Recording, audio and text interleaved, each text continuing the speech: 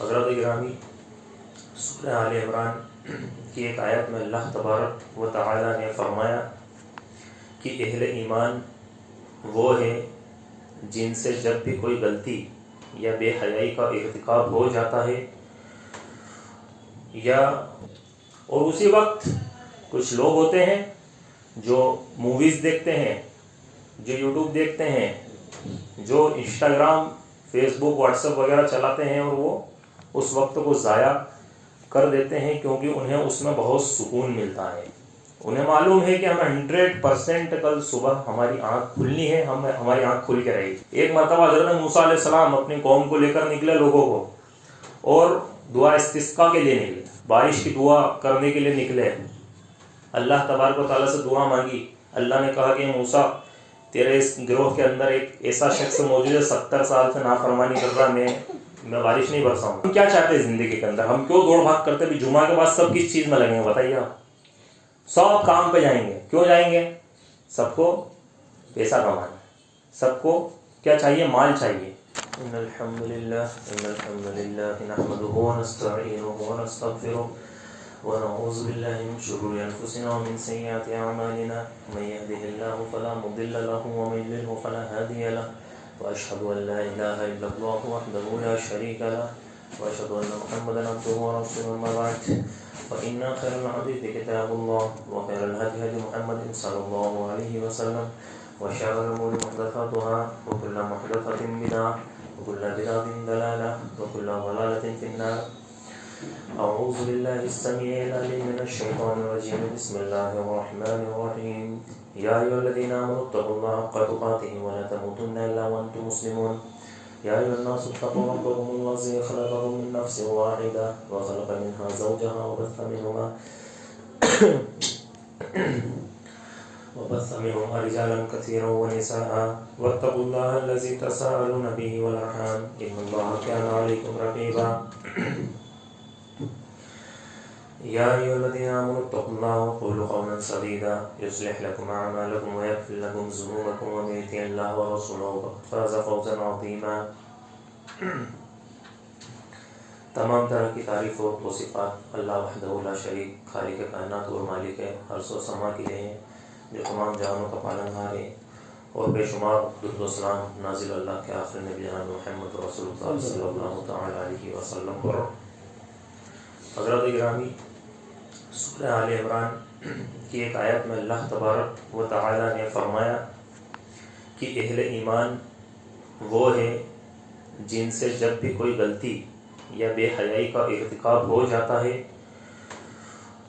یا وہ گناہ کر کے اپنے آپ پر ظلم کر بیٹھتے ہیں، یعنی ان سے یا تو کوئی غلطی ہو جاتی ہے یا کوئی بے حیائی کا کام ہو جاتا ہے یا پھر وہ گناہ کر بیٹھتے ہیں، یعنی اپنے آپ پر ظلم کر بیٹھتے ہیں گناہ کر کے، تو وہ فوراً انہیں گناہ کے بعد اللہ کی یاد آ جاتی ہے، اور وہ فوراً اپنے گناہوں سے معافی مانگتے ہیں، اور گناہوں کو معاف کرنے والی ذات صرف اللہ کی ہے، اللہ کے سوا کوئی گناہ کو معاف نہیں کر سکتا الا اللہ۔ اور یہ اہل ایمان جانتے بوجھتے اپنے گناہوں پر اصرار نہیں کرتے، یعنی ان کو جب معلوم چل جاتا ہے کہ یہ گناہ کا کام ہے تو پھر یہ اس کو چھوڑنے کی حد تک امکان کوشش کرتے ہیں اور اس کو چھوڑ دیتے ہیں، یعنی اس کو جان لینے کے بعد کہ گناہ کا کام ہے، صرف اپنے نفس کے فائدے کے لیے، اپنے مزے کے لیے، یا پھر اس زندگی کے حصول کے لیے وہ اس پر اصرار نہیں کرتے بلکہ اس کو چھوڑ دیتے ہیں۔ تو مومن ہمیشہ استغفار کرتا ہے۔ یہاں پر اللہ تبارک و تعالیٰ نے ایک مومن کا تذکرہ کیا کہ وہ زندگی کے ہر گوشے میں اس رب تعالیٰ سے توبہ کرتا ہے، استغفار کرتا ہے۔ اور یاد رکھیے کہ استغفار یہ ضروری نہیں کہ ہر بار صرف گناہ کے بعد ہی ایک انسان کرے، بلکہ استغفار مستقل زندگی کا ایک وظیفہ ہے، اور یہ بندگی ہے، اللہ تبارک و تعالیٰ کی عبادت ہے کہ ایک بندہ زندگی کے ہر گوشے میں استغفار کرے، اور اس کا جب فائدہ ہو کل روز قیامت دیکھے گا اپنی آنکھوں کے سامنے کہ میں نے جو اللہ سے توبہ کری، میں نے جو اللہ سے استغفار کیا، میں نے جو اللہ سے اپنے گناہ معاف کرائے، تو بس اتنے ہی گناہ بچے اور اللہ ان کو اپنی رحمت سے معاف کر دے گا۔ اب ذرا سوچئے زندگی کے اندر گناہوں کی بخشش کے لیے اللہ نے ایک بندے کے ہاتھ میں کیا چیز دی ہے؟ توبہ. توبہ اتنا بہترین ٹونک اللہ نے دے دیا کہ لے تیرے ہاتھ میں چابی ہے، تیرے گناہوں کا کنٹرول تیرے ہاتھ میں ہے، اگر تو چاہے تو توبہ کر لے، یہی کم کروا لے. لیکن بندہ توبہ کرتا ہی نہیں ہے، وہ استغفار کرتا ہی نہیں. اس کو استغفار کی اہمیت کا نہیں اندازہ، اس کی فضیلت کا نہیں اندازہ، وہ نہیں جانتا.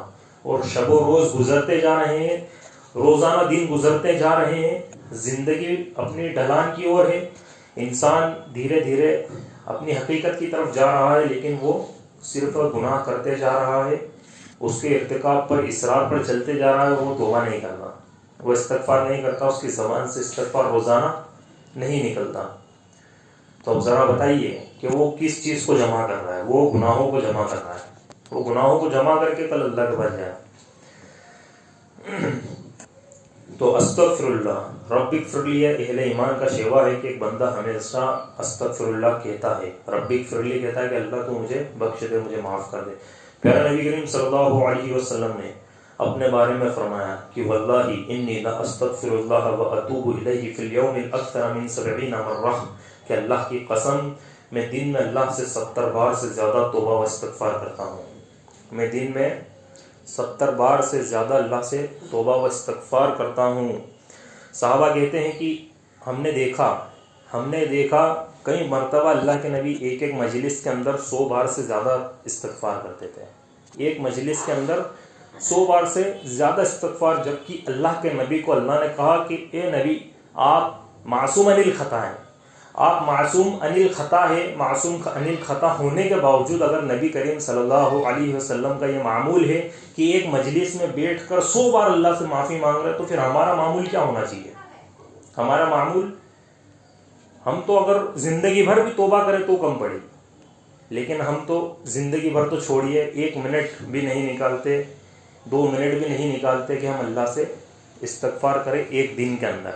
ایک دن میں بہت سارا وقت نکالتے ہیں، لیکن دراصل وہ جو وائرس، جیسا موبائل سے ہم سافٹ ویئر اپڈیٹ کر دیتے ہیں تو موبائل اچھا چلنے لگ جاتا ہے. ہم جتنے بھی ڈیٹا رہتے ہیں جو وائرس والے ہوتے ہیں ان کو ہم ڈیلیٹ کر دیتے ہیں. تو پھر ہم اس گناہ والے وائرس کو پورے دن سے کیوں نہیں نکال کے پھینکتے ہیں؟ ہم پورے دن بھر گناہ کرتے ہیں، رات کو پھر آرام سے سو جاتے ہیں اس خیال میں کہ ارے کل اٹھنا 100% اٹھنا، گارنٹی کے ساتھ اٹھنا. ایسا تو ہے ہی نہیں کہ یہ آخری رات ہے. ہم اس قدر سوتے ہیں کہ ہمیں صبح اٹھنا ہی ہے کسی بھی کنڈیشن میں، اور توبہ وغیرہ سب بھول جاتے ہیں. تو ہم غور کریں کہ کتنے گناہ ہم کرتے ہیں اور یہ عبادت ہماری کتنے کام کی ہے. یہ بہت کام کی عبادت ہے. انبیاء کرام اپنی قوموں کو استغفار کا حکم دیتے تھے. قرآن کریم میں سورہ ہود میں اللہ تبارک و تعالیٰ قرآن کریم میں حضرت ہود علیہ السلام کا ذکر کیا کہ انہوں نے اپنی قوم کو کہا کہ وَيَا قَوْمِ اسْتَغْفِرُوا رَبَّكُمْ ثُمَّ تُوبُوا إِلَيْهِ وَيُمَتِّعْكُمْ مَتَاعًا حَسَنًا إِلَىٰ أَجَلٍ مُّسَمًّى وَيُؤْتِي كُلَّ بِفَضْلٍ فَضْلًا. ہود علیہ السلام نے اپنی قوم سے کہا کہ اے میری قوم کے لوگوں، اپنے رب سے توبہ کرو، اپنے رب سے استغفار کرو اور اس کی جناب میں جلدی توبہ کرو. جتنی جلدی ہو سکے اتنی جلدی اس کے جناب میں توبہ کرو. حضرت نوح علیہ السلام نے اپنی قوم سے کہا کہ فَقُلْتُ اسْتَغْفِرُوا رَبَّكُمْ إِنَّهُ كَانَ غَفَّارًا وَيُرْسِلِ السَّمَاءَ عَلَيْكُمْ مِدْرَارًا وَيُمْدِدْكُمْ بِأَمْوَالٍ وَبَنِينَ وَيَجْعَلْ لَكُمْ جَنَّاتٍ وَيَجْعَلْ لَكُمْ أَنْهَارًا. کیا کہا حضرت نوح علیہ السلام نے اپنی قوم سے کہ اے میری قوم کے لوگوں، استغفار کرو، توبہ کرو. ابھی توبہ کرنے کا وقت ہے. آسمان سے وہ تم پر موسلادھار بارش بھیجے گا. اگر تم استغفار کرو گے تو تمہاری مال اور اولاد کے ذریعے مدد کرے گا، اور استغفار کرو گے تو تمہارے باغیچے لہلہا اٹھیں گے، اور استغفار کرو گے تو تمہارے قدموں کے نیچے سے نہریں بہہ پڑیں گی. یہ استغفار کی فضیلت حضرت نوح علیہ السلام کی زبانی اللہ تبارک و تعالیٰ نے اپنی قوم کو کہلوائی اور اس کو کوڈ کیا قرآن مجید کے اندر کہ دیکھو استغفار کی فضیلت کیا ہے، اس کی اہمیت کیا ہے. تمہاری ساری زندگی کے مسائل کا حل استغفار کے اندر موجود ہے. اور اس آیت کریمہ کے اندر اللہ تبارک و تعالیٰ نے جو 4-5 بڑے بڑے مسائل بتائے ہیں، ان سے بڑے مسائل کوئی نہیں ہو سکتے۔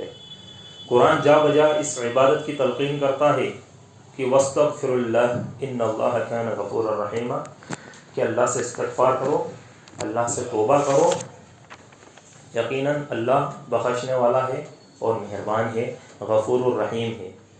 اور اہل ایمان کے تعلق سے قرآن مجید کے اندر اللہ تبارک و تعالیٰ نے کہا کہ وَالْمُسْتَغْفِرِينَ بِالْأَسْحَارِ، کہ اہل ایمان وہ ہے جو تہجد کے وقت اور صبح کے وقت جاگ کر اللہ تبارک و تعالیٰ سے استغفار کرتے ہیں۔ جب رات کا وقت ہوتا ہے اللہ تبارک و تعالیٰ آسمان دنیا پر نزول کرتا ہے اور کہتا ہے کوئی جو مجھ سے استغفار کرے، مجھ سے اپنے گناہ معاف کرا لے، میں معاف کر دوں گا۔ ہے کوئی توبہ کرنے والا، توبہ کا متلاشی، اپنے گناہوں کو معاف کرنے کا متلاشی، میں اس کے گناہوں کو معاف کر دوں گا۔ اس وقت وہ اہل ایمان اٹھتے ہیں اور وہ اللہ سے توبہ کرتے ہیں، اس موقع کا فائدہ اٹھاتے ہیں، اس کو غنیمت جانتے ہیں۔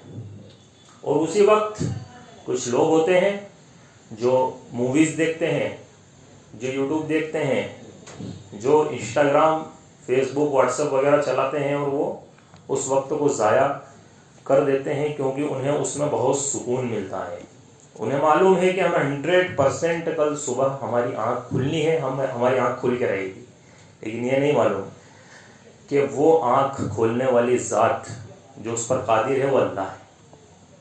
اگر وہ جانتے بوجھتے اس سے غفلت برتتے ہیں تو یہ ان کی کوتاہی ہے، لیکن اگر وہ نہیں جانتے تو انہیں جاننے کی ضرورت ہے کہ آنکھ صبح جو کھولتی ہے نا، وہ ذات کون ہے؟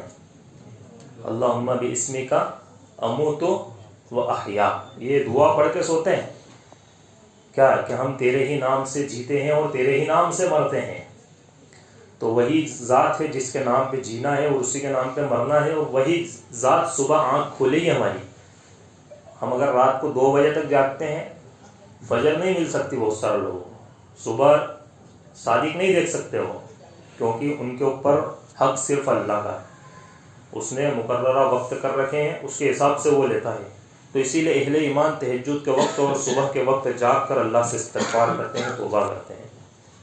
استغفار کا پہلا فائدہ یہ ہے کہ پہلی چیز تو یہ کہ یہ بندگی ہے، کہ یہ عبادت ہے، ہم اللہ کی عبادت کرتے ہیں۔ دوسرا فائدہ یہ کہ اس سے گناہ دھل جاتے ہیں۔ ایک انسان جو گناہ کے کام کرتا ہے، کوتاہی کے کام کرتا ہے، بے حیائی کے کام کرتا ہے، لغزشوں کے سمندر اور دلدلوں کے اندر گھسا ہوا ہے، اس سے نہیں نکل پا رہا، ایک انسان توبہ کرتا ہے، اللہ تبارک و تعالیٰ اس کے ذریعے اس کے گناہ معاف کر دیتا ہے، اس کے گناہوں کو دھو دیتا ہے۔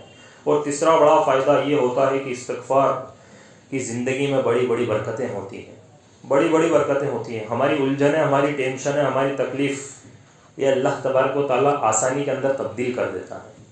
استغفار کرو گے، اللہ تبارک و تعالیٰ تم سے تمہارے غموں کو دور کر دے گا۔ قرآن مجید کے اندر اللہ تبارک و تعالیٰ نے استغفار کی جا بجا کئی جگہ تعریف کی اور اس کی اہمیت اور فضیلت بتلائی کہ استغفار کی اہمیت کو جان لو۔ یا ایھا الذین آمنوا توبوا الی اللہ توبۃ نصوحا عسیٰ ربکم ان یکفر عنکم سیئاتکم ویدخلکم جنات تجری من تحتہا الانہار خالدین فیہا ابدا، کہ لوگوں اے ایمان والو، تم اللہ کے حضور توبہ نصوح کرو، ایسی توبہ کہ واپس پلٹنے کا ارادہ نہ ہو۔ ایک انسان کے دماغ میں ارادہ ہوتا ہے کہ یار غلطی تو کر لی لیکن مزہ بہت آیا، تو ابھی توبہ کر لیتے ہیں، پھر دیکھی جائے گی بعد میں، پھر پلٹیں گے تو پھر کر لیں گے۔ تو ایسی توبہ اللہ کے یہاں پر منظور نہیں۔ توبہ ایسی ہونی چاہیے کہ واپس پلٹنے کا ارادہ نہ ہو، توبہ نصوح۔ عسیٰ ربکم ان یکفر عنکم، امید ہے کہ تم سے تمہارا رب تمہارے گناہوں کو دور کر دے، وَيُدْخِلْكُمْ جَنَّاتٍ تَجْرِي مِن تَحْتِهَا الْأَنْهَارُ خَالِدِينَ فِيهَا أَبَدًا، اور وہ تمہیں ایسی جنتوں کے اندر داخل کرے گا کہ جس کے نیچے نہریں بہہ رہی ہیں، اور تم ہمیشہ ہمیشہ اس کے اندر رہو گے، ہمیشہ ہمیشہ اس کے اندر رہو۔ خالدینہ، خالدینہ کا لفظ استعمال کیا اللہ نے، یعنی جس کی کوئی انتہا نہیں، جس کی کوئی آخری نہیں، جس کا کوئی کنارہ نہیں، جس کا کی کوئی حد نہیں، وہ لامحدود وقت اللہ تبارک و تعالیٰ نے کہا کہ ہمیشہ اس میں رہوں گے، لیکن توبہ تم کرو گے تو یہ فضیلت اللہ نے قرآن مجید کے اندر بتلائی۔ تو یہ تیسرا فائدہ ہے کہ انسان کی زندگی میں توبہ کی بہت ساری برکتیں ہوتی ہیں۔ اللہ نے سورہ انفال کے اندر فرمایا، دو باتیں اس کے اندر اللہ نے فرمائی جو عذاب الہی کو ٹالتی ہے۔ وَمَا كَانَ اللَّهُ لِيُعَذِّبَهُمْ وَأَنْتَ فِيهِمْ وَمَا كَانَ اللَّهُ مُعَذِّبَهُمْ وَهُمْ يَسْتَغْفِرُونَ کہ اے پیغمبر جب تک آپ ان کے درمیان موجود ہے، یعنی جب تک آپ ان لوگوں کے درمیان موجود ہے، اللہ کا عمومی عذاب آپ پر نہیں آ سکتا۔ اور پھر فرمایا وَمَا كَانَ اللَّهُ مُعَذِّبَهُمْ وَهُمْ يَسْتَغْفِرُونَ، دوسری بات یہ کہ اس وقت تک عذاب ٹلا رہے گا جب تک ان میں توبہ کرنے والے لوگ موجود رہیں گے، یعنی جب تک ان کے اندر توبہ کرنے والے لوگ موجود رہیں گے عذاب ٹلا رہے گا۔ جیسے ہی توبہ تم نے کرنا بند کر دیا عذاب کے دروازے کھول دیے جائیں گے۔ آج آپ دیکھیے کہ کس قدر ہم سب گناہوں کے اندر ملوث ہیں اور توبہ نہیں کرتے ہیں۔ اب جب ایک بات سوچنے والی بہت پوائنٹ والی بات کہ جب توحید کو سب سے زیادہ سمجھنے والے لوگ ہی توبہ نہیں کرتے، جو نہیں سمجھتے وہ کیا کریں گے؟ جو نہیں سمجھتے وہ کیا کریں گے؟ جو سمجھتے وہی نہیں کرتے۔ جو قرآن پڑھتے ہیں وہ توبہ نہیں کرتے، وہ بھول جاتے ہیں، تو پھر جو نہیں پڑھتے وہ کیا کریں گے؟ تو توبہ غائب۔ اب اس سے بات تو یہ واضح ہو گئی، ظاہر سی بات ہے کہ توبہ غائب ہو چکی ہے، استغفار نام کی چیز موجود نہیں رہی ہمارے درمیان۔ تو پتہ یہ چلا کہ بندہ گناہوں کو معاف کروا لیتا ہے تو رب العالمین کا کرم شامل حال ہوتا ہے، اور اس کا حامی، اس کا ناصر کون ہوتا ہے؟ وہ صرف اللہ تبارک و تعالیٰ ہوتا ہے۔ کہ جب عذاب اللہ ٹال رہا ہے صرف اس وجہ سے کہ توبہ تم کر رہے ہو، تو اس سے بڑی چیز اور ایک انسان کے لیے کچھ نہیں ہو سکتی۔ آج ہم انفرادی اور اجتماعی طور پر گناہ و معصیت کے شکار ہو چکے ہیں۔ ہم گناہوں کی نحوست کے اندر گرفتار ہو چکے ہیں۔ گناہوں کی نحوست نے ہمیں جکڑ کے رکھا ہے، ہر طرف سے ہمارے ذہنوں کو باندھ دیا۔ ان ذہنوں کو اگر کھولنا ہے، گناہوں کی نحوست سے باہر نکلنا ہے، تو اس کے لیے سب سے بہترین چیز جو اللہ نے بتائی وہ ہے استغفار، کہ اللہ سے توبہ و استغفار کرو۔ استغفار نہیں کرتے، ایک انسان گناہوں کی معصیت کی زندگی کے اندر آج الجھا ہوا ہے، وہ خود کو سمجھ نہیں آ رہا کہ میں کیا کروں۔ نمازوں کے اندر دل نہیں لگتا، کسی عبادت میں دل نہیں لگتا۔ کیوں نہیں لگتا بھائی؟ کیونکہ گناہوں کا بوجھ ہمارے سر کے اوپر ہے، اور ہم اس بوجھ کو اتار کر پھینک نہیں رہے، اور جب تک ہم اس بوجھ کو اتار کر نہیں پھینکیں گے ہم سکون سے عبادت نہیں کر سکتے۔ کیونکہ جو مین سکون کا ذریعہ اللہ نے بتایا وہ کیا ہے کہ اگر تم چاہتے ہو کہ تم سے تمہارا غم دور کر دیا جائے تو تم اللہ تبارک و تعالیٰ سے توبہ و استغفار کرو۔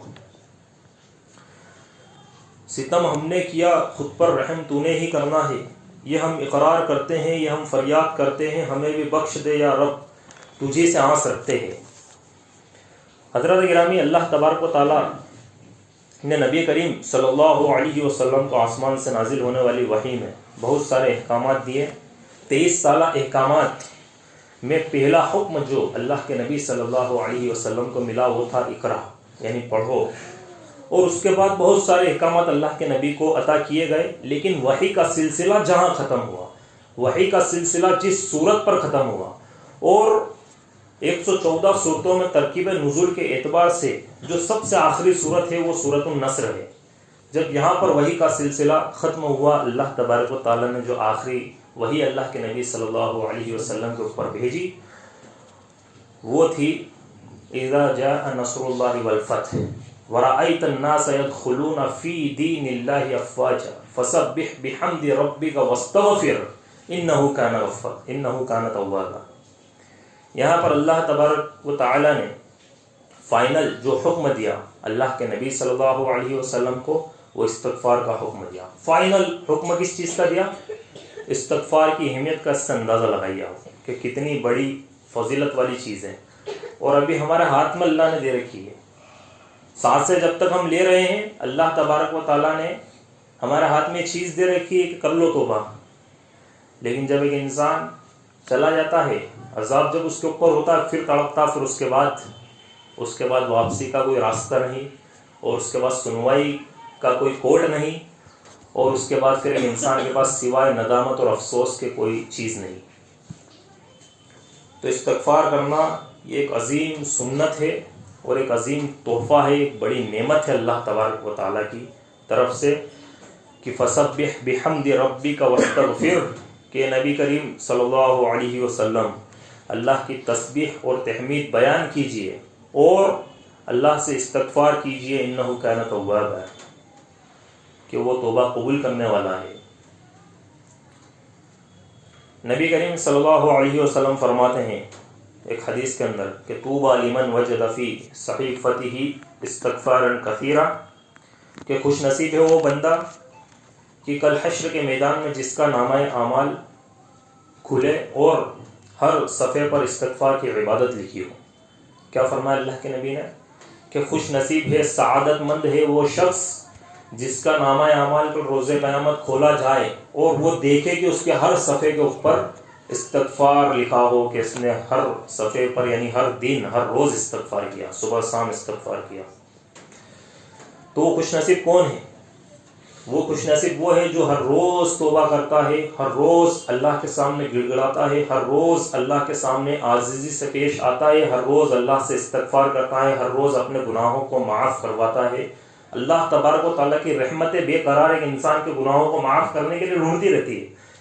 جیسا کہ بنی اسرائیل کے اندر ایک شخص تھا جس نے 99 قتل کر دیے، پھر اس کو جب ندامت ہوئی، شرمندگی ہوئی، افسوس ہوا کہ میں نے گناہ کا کام کیا بڑا، تو وہ تلاش میں نکل پڑا، ایک راہب کے پاس گیا، اس نے اس نے کہا کہ اب تمہاری توبہ قبول ہونے والی نہیں ہے۔ اس نے غصے میں آ کے اس کو بھی مار دیا کہ اب جب ہو ہی نہیں رہی ہے توبہ قبول تو اب لے تو بھی ختم، 100 پورے کر دیے۔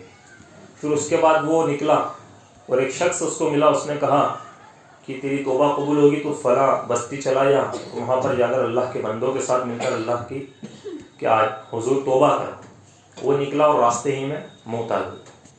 اب رحمت اور عذاب کے فرشتے لڑنے لگے۔ رحمت کے فرشتوں کا کہنا تھا کہ یہ توبہ کرنے کے لیے نکلا تھا، یہ نیک نیت لے کے نکلا تھا، اس لیے اس کو بخش دیا جائے گا، اور عذاب کے فرشتوں کا کہنا تھا کہ اس نے اتنے قتل کیے ہیں اس لیے اس کو بخشا نہیں جائے گا، اس نے بھی توبہ تو نہیں کی نا، وہاں نہیں پہنچا، یہ قصد کیا تھا اس نے۔ تو اللہ کی طرف سے فرشتوں کو حکم آتا ہے کہ جہاں سے نکلا وہاں تک کی زمین ناپ لو، اور جہاں جا رہا تھا، جہاں یہ انتقال فرمایا وہاں سے وہاں تک کی زمین ناپ لو، اگر یہ علاقہ قریب ہے تو جنتی اور یہ علاقہ قریب ہے تو دوزخی۔ جب زمین ناپی گئی تو ایک بالشت، کتنی؟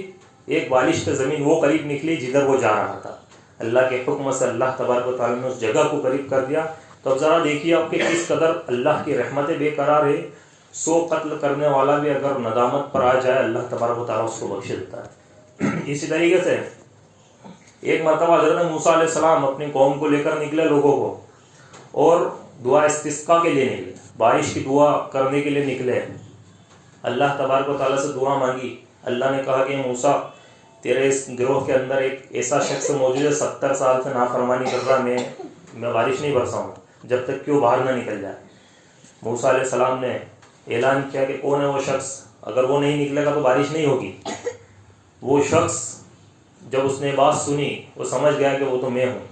اس کے دل میں اتنی ندامت، اتنی شرمندگی، اتنا افسوس، اس نے دل ہی دل میں اللہ سے توبہ کی کہ اللہ آج معاف کر دے، آج کے بعد کبھی گناہ کے کام نہیں کروں گا، نافرمانی کے کام نہیں کروں گا۔ بس یہ ہونا تھا کہ بارش نازل ہو گئی۔ حضرت موسیٰ علیہ السلام نے بولا کہ ابھی تو وہ بندہ باہر نکلا ہی نہیں۔ موسیٰ کلیم اللہ تھا، اللہ سے کلام کرتے تھے۔ تو اللہ نے کہا کہ موسیٰ اس بندے کا اور میرا معاملہ تھا، ہم نے گفتگو کر لی ہے، آپس میں ہمارا مسئلہ حل ہو گیا ہے، اس لیے میں نے بارش نازل کر دی۔ موسیٰ علیہ السلام نے کہا کہ اللہ اس کا نام ہی بتا دے، وہ خوش نصیب کون ہے، وہ شخص کون ہے؟ تو اللہ تبارک و تعالیٰ نے کہا کہ وہ بندہ، اس نے توبہ کر لی، میں نے اسے معاف کر دیا، ہم دونوں کے بیچ کا معاملہ تھا، اس کو میں نے معاف کر دیا اور اس کی توبہ قبول کر لی۔ اب ذرا آپ دیکھیے 70 سال کے گناہ گار کی توبہ قبول کرتا ہے اللہ۔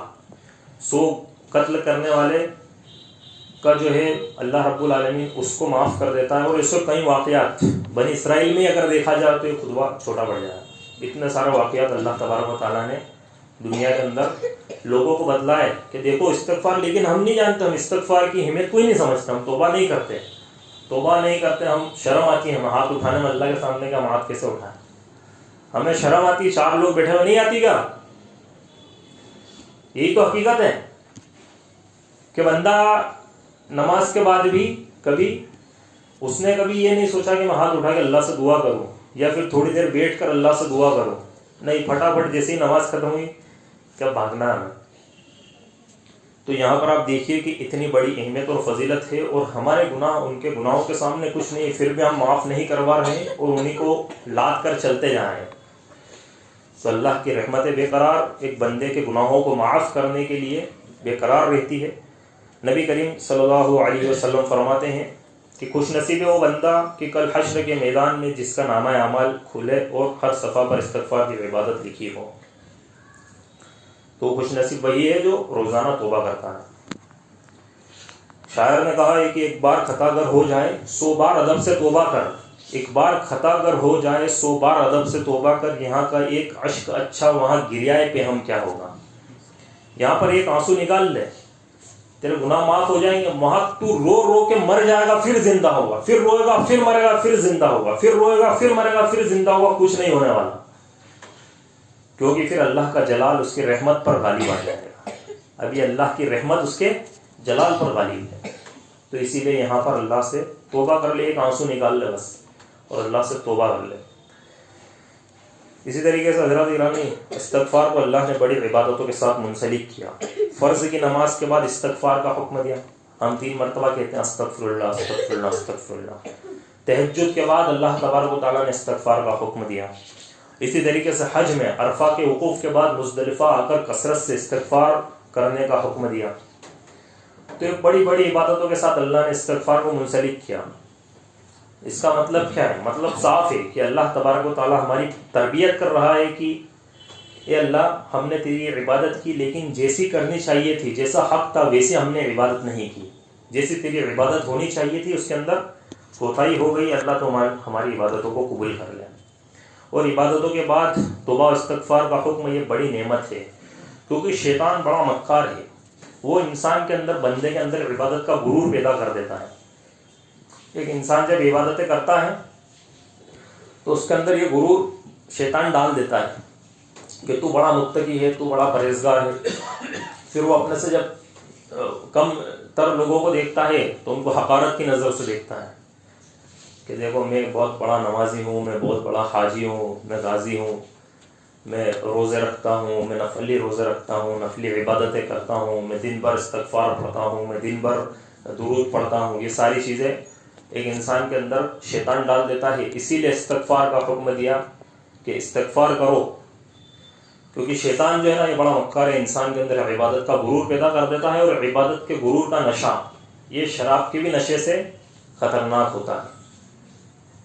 کتاب و سنت میں جن مقامات پر استغفار کا حکم ہے ان میں سے ایک مقام جب ہم قضاء حاجت کے لیے جاتے ہیں، استنجا یا فراغت کے لیے، فارغ ہونے کے لیے جب ہم جاتے ہیں اور جب فارغ ہو کر ہم باہر نکلتے ہیں تو وہاں پر حکم ہے کہ کیا کہنا ہے؟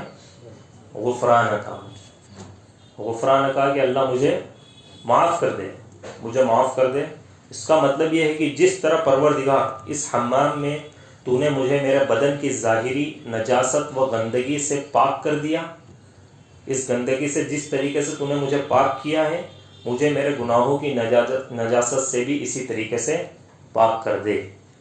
اور دوسرا معنی یہ ہے جو اہل علم نے لیا ہے کہ اللہ تبارک و تعالیٰ کہ تیرا اتنا بڑا احسان، اتنا بڑا کرم تو نے ہم پر کیا، اتنی بڑی نعمت کی، عافیت کی نعمت دی، اتنی صحت اور تندرستی دی، اور ہم نے جو کھایا اس کو تو نے جو بدن میں لگنا تھا اس کو بدن میں لگا دیا، جس گندگی کو نکلنا تھا اس کو باہر نکال کر پھینک دیا، ہمیں تو نے تندرست رکھا. یا اللہ ہم نے تیری اس نعمت کو نہیں سمجھا، ہم نے تیری اس صحت کی نعمت کو نہیں سمجھا، ہم نے تیرے اس نظام کو نہیں سمجھا. اللہ تبارک و تعالیٰ تو ہمیں ہمارے گناہوں کو معاف کر دے، ہماری کوتاہیوں کو معاف کر دے. تو دوسرا معنی اہل علم نے یہ ہے. اب ذرا سوچیے آپ کے صرف غفرانکا کی تعبیر کتنی بڑی. کبھی ہم نے غور کیا؟ نہیں، صرف نکلے اور غفرانکا پڑھ لیا. تو استغفار کی اہمیت ہمیں تب سمجھ میں آئے گی جب ہمیں معلوم چلے گا کہ استغفار کے تعلق سے قرآن اور حدیث میں کیا فضائل آئے ہیں. استغفار کے فضائل ہمیں جاننا ہو. استغفار یہ مومن کی زندگی کا ایک زبردست ٹونک ہے جو ایمان کو تقویت بخشتا ہے. اور انسان کو پرہیزگاری کے راستے پر گامزن کرتا ہے. اسی لیے کثرت سے استغفار کو اپناؤ. ایک مرتبہ اس نسخے کو آزماؤ، استغفار کو آزماؤ اپنی زندگی کے اندر، پھر اس کے بعد دیکھیے آپ کس طریقے سے آپ کی پریشانیاں دور ہوتی ہیں، آپ کے مسائل کے حل نکلتے ہیں. امام حسن بصری رحمۃ اللہ علیہ ایک بڑے محدث اور بڑے امام اور بڑے فقیہ گزرے ہیں. امام حسن بصری رحمۃ اللہ علیہ کے پاس ایک شخص آیا اور اس نے آ کر کہا کہ میری شادی ہو گئی ہے اور شادی ہوئے کئی سال ہو گئے لیکن مجھے اولاد نہیں ہو رہی ہے. کوئی ایسی دعا، کوئی ایسا اذکار بتائیے جس کی وجہ سے اللہ تبارک و تعالیٰ اولاد عطا کر دے. امام حسن بصری رحمۃ اللہ علیہ نے اس شخص سے کہا کہ تم اور تمہاری زوجہ دونوں کے دونوں کثرت سے استغفار کرو. اپنی بیوی کو بھی جا کر کہو کہ کثرت سے استغفار کرو اور تم بھی اللہ کے جناب توبہ کرو. اسی طریقے سے چند دن گزرے، اس کے بعد ایک تاجر آیا اور کہنے لگا کہ امام محترم، میں بہت محنت کرتا ہوں، میں جائز کام کرتا ہوں، لیکن اتنی محنت اور اس کے باوجود مجھے نقصان ہی نقصان ہو رہا ہے، یعنی نفع نہیں ہو رہا. امام حسن بصری سے کہا کہ کوئی ایسا نسخہ بتائیے کہ جس کی وجہ سے مجھے نفع ہو. کہا کہ جاؤ اور جا کر استغفار کرو، خوب استغفار کرو. پھر کچھ دن گزرے اور تیسرا شخص آیا، وہ کسان تھا. اس نے کہا کہ امام محترم، بارش نہیں ہو رہی ہے اور ہمارے جو کھیت ہے وہ سوکھ چکے ہیں، فصلیں سوکھ چکی ہیں اور بہت بڑا نقصان ہو رہا ہے. آپ کوئی ایسا وظیفہ بتائیے جس کی وجہ سے اللہ تبارک و تعالیٰ بارش کو نازل کر دے. انہوں نے کہا کہ جائیے اور جا کر خوب استغفار کیجیے. جب یہ تینوں کو انہوں نے استغفار کی تلقین کی تو انہی کے شاگردوں نے، اسٹوڈنٹس نے ان سے پوچھا، کہا کہ تینوں کے الگ الگ سوال تھے لیکن آپ نے تینوں کو ایک ہی جواب دیا. تینوں کے سوال الگ تھے لیکن آپ نے تینوں کو حل ایک ہی بتایا کہ یہ مسئلہ کیا ہے. تو حسن بصری رحمۃ اللہ علیہ نے کہا کہ کیا تم نے سورہ نوح نہیں پڑھی؟ سورہ نوح کے اندر اللہ تبارک و تعالیٰ نے ان تمام چیزوں کے جواب دیے ہیں. اللہ نے کہا فَقُلْتُ اسْتَغْفِرُوا رَبَّكُمْ إِنَّهُ كَانَ غَفَّارًا يُرْسِلِ السَّمَاءَ عَلَيْكُمْ مِدْرَارًا وَيُمْدِدْكُمْ بِأَمْوَالٍ وَبَنِينَ وَيَجْعَلْ لَكُمْ جَنَّاتٍ وَيَجْعَلْ لَكُمْ أَنْهَارًا.